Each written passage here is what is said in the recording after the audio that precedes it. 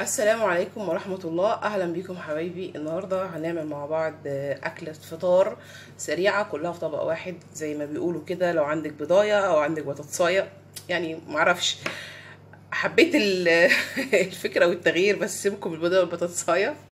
انا معايا هنا البطاطس مسلوقه، طبعا انت بتزودي الكميه على حسب عدد افراد الاسره اللي عندك، وحاطه فيها ملح برضو. انا بعد ما حطيت فيها ملح في السليق لقيتها مش مظبوطه في الملح بتاعها، وههرسها كده وهضيف عليها كمان فلفل اسمر وكمون، يعني رشه بسيطه بس من الكمون، مش يعني لا تذكر، يعني حاجه بسيطه خالص.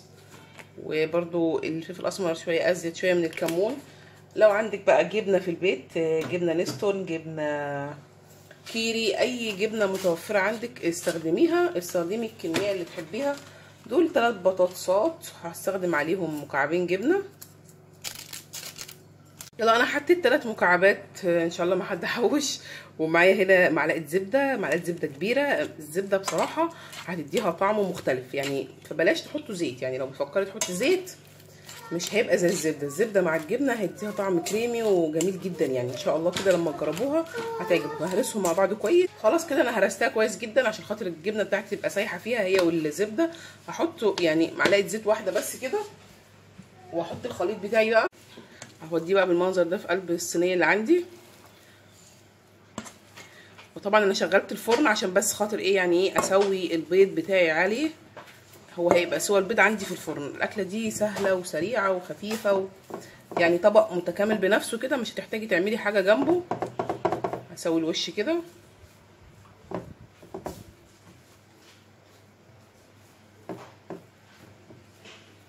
بعد ما ظبطت الوش كده هجيب معلقه وابدا اعمل حفره، طبعا في النص كده على حسب عدد البيض اللي انا هستخدمه. هتستخدمي بيضه 2 3، اعملي حفره كده في النص، يعني قسميها بقى. يعني انا هستخدم معايا هنا 4 بيضات بالمنظر ده كده.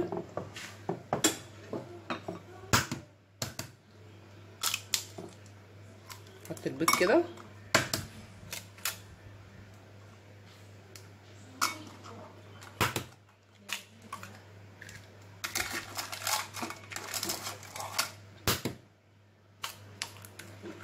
واجيب بقى رشه ملح خفيفه كده على ايدي وارشها على البيض، عشان طبعا البيض بتاعي مش عليه ملح عشان ما بقاش طعمه ملوش طعم.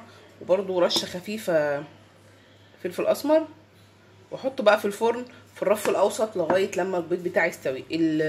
البيض انت ممكن تحبيه نص سوا، ممكن تحبيه سوا كامل، ممكن تحبيه اللي هو السايح ده براحتك انت تتحكمي فيه. لو حبيتي انه ينشف قوي ارفعيه تحت الشوايه. في معايا شكلها بعد ما طلعت من الفرن، ريحتها جميله. البيض بتاعي استوى. بصوا انا هوريكم اهو بالشوكه. انا هحطها فيها كده اهو. البيض مستوي، مش يعني مش طري من جوه، لان هما الجماعه حبوه المره دي كده. هوريها لكم لما تطلعوها، سهله جدا، مش بتاخد اي حاجه، والطبق مغذي كده بالعيش وخلاص. يبقى كده دي وجبه الفطار. ممكن برضو تكون وجبه عشاء. وشايفين شكلها بعد ما طلعتها؟ على فكره هي سخنه مش بارده، عشان تقولوا مثلا لما تبرد تطلع بسهوله. جميله جدا، طعمها جميل جدا جدا جدا. اسيبكم بقى عشان نروح ناكلها، واشوفكم على خير، والسلام عليكم ورحمه الله وبركاته.